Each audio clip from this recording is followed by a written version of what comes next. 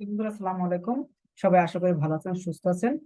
আজ আপনাদের একটি বিষয় নিয়ে আলোচনা করব, সেটি হলো যে কিভাবে বাস্তবধর্মী চোখ অঙ্কন করতে হয়।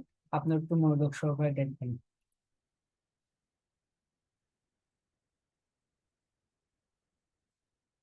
আশা করি আপনারা স্ক্রিনটি দেখতে পাচ্ছেন। আমরা বাস্তবধর্মী চোখ অঙ্কন করার জন্য সর্বপ্রথমে কি করে নেবো, আমাদের স্থান নির্ধারণ করে নেব। এরপরে আমরা একটি রেখা দিলাম হালকা করে। এটা হলো চোখের উপরের অংশ। ঠিক আছে, হালকা করে রেখাটা দিয়ে নেবো। আমি একটু ডার্ক করে দিচ্ছি যে আপনারা যেন এটা হালকা করে দেন।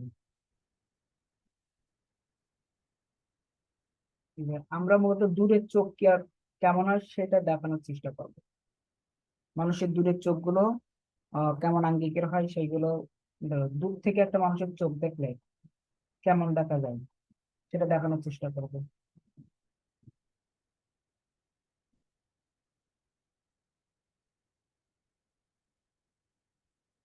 এরপর চোখের মনিটা একটু ডার্ক করে দেবো। ঠিক আছে, চোখের মনিটা আমরা একটু কি করে দেবো, ডার্ক করে দেবো। মনের মাঝখানে কারোর লাইট দেখা যায়, কারো আবার দেখা যায় না।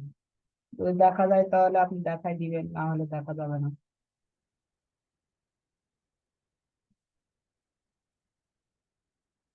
এবং চোখের এই অংশটা এরকম কি একটু ডার্ক বেশি হয় এবং এই অংশটা হালকা হয়। এই যে ডার্ক বেশি কম বেশি করার সিস্টেম হলো কি জানেন, যে আপনি পেন্সিলে চাপ দেবেন এবং চাপ দেবেন না।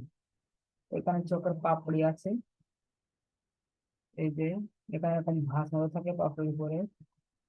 আপনার একটু ভাঁজ দেখাই দিলেন এবং এখান থেকে এরকম উপরে উঠে যায়, তারপরে এরকম এরকম উপরে উঠে যায় এরকম। এবং এখানে কি থাকে, এরকম চিকন করে আপনার এরকম ভুরু নেমে আসে। এই ভুরু স্টাইলটা এদিক থেকে এরকম থাকে। ঠিক আছে, এরকম থাকে। এবং এই জায়গায় গিয়ে এইদিকে এদিকে এদিকে ফেরানো থাকে এবং এখানে গিয়ে এরকম থাকে, এইদিকে ফেলে যায়।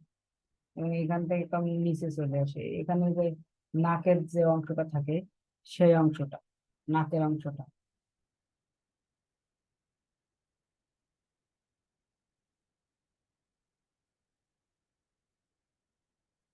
এবং এই অংশটা একটু ডার্ক হয়।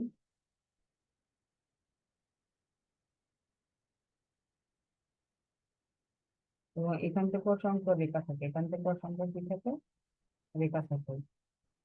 এবং এই চোখের এই ভুরু থেকে একটু এই বরাবর আমাদের কপাল, চুলের অংশ, এইসব অংশগুলো থাকে। এখানে যদি মনে করেন কান দেখা যায়, তাহলে কানের যে অংশটা থাকে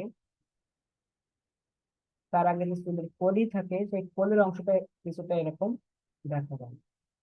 ঠিক আছে, আমাদের বিষয়বস্তু ছিল চোখ। আমরা চোখকে অঙ্কন করে নিলাম, যে তাদের বাস্তব ধর্মী চোখ আমরা সহজে অঙ্কন করে পারলাম।